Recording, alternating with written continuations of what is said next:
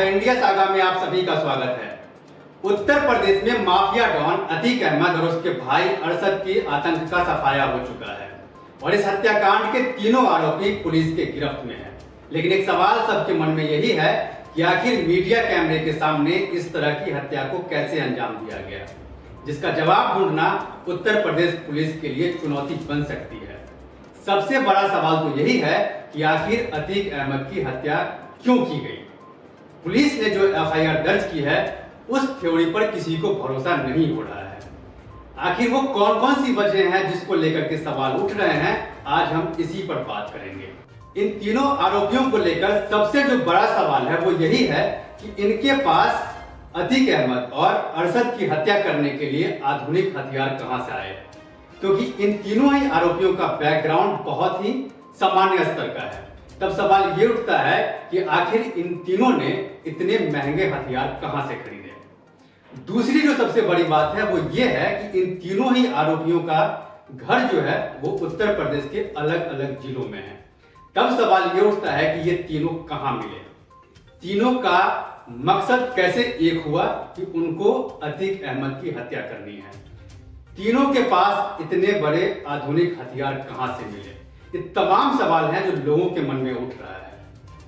एक सवाल intelligence failure को लेकर के भी उठ रहे हैं, क्योंकि प्रयागराज पुलिस ने जो एफआईआर दर्ज की है उसमें उन्होंने ये कहा है कि अतीक अहमद और उसके भाई अरशद को साबरमती से प्रयागराज जब लाया गया था उसी समय से ये तीनों आरोपी रेकी कर रहे थे।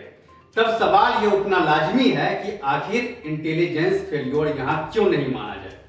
एक सवाल अतीक अहमद के सुरक्षा घेरे को लेकर के भी है, क्योंकि अतीक अहमद जब प्रयागराज साबरमती जेल से आए थे तब उन्होंने अपनी सुरक्षा को लेकर के सवाल किए थे और इसके लिए बाकायदा उनकी तरफ से सुप्रीम कोर्ट में एक रिट दाखिल की गई थी, जिसमें उन्होंने अपनी सुरक्षा मजबूत करने की बात कही गई थी।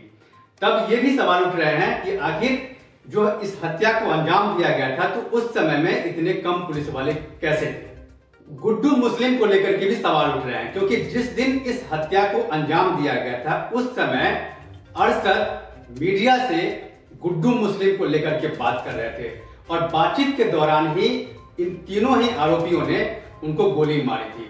तब ये भी बात उठ रहे हैं कि आखिर गुड्डू मुस्लिम कहां है और अरशद गुड्डू मुस्लिम के बारे में क्या कुछ कहना चाह रहे थे। अतीक अहमद और अरशद की हत्या के लिए सुपारी किलिंग की भी बात उठ रही है। कई रिपोर्ट्स ऐसे आए हैं जिसमें यह कहा गया है कि अतीक अहमद की जो हत्या की गई है इसके लिए बाकायदा सुपारी दी गई थी। लेकिन यहां पर सवाल यह है कि अगर सुपारी किलिंग की बात होती तो इस तरह की घटिया प्लानिंग कैसे हो सकती थी कि कोई आरोपी मीडिया कैमरे के सामने में जाकर के इस तरह की हत्या को अंजाम दे। अब इस पर लगातार उत्तर प्रदेश पुलिस जांच कर रही है। आगे क्या होगा इन सारी चीजों पे मेरी नजर बनी हुई है। आप द इंडिया सागा के साथ बने रहें। धन्यवाद।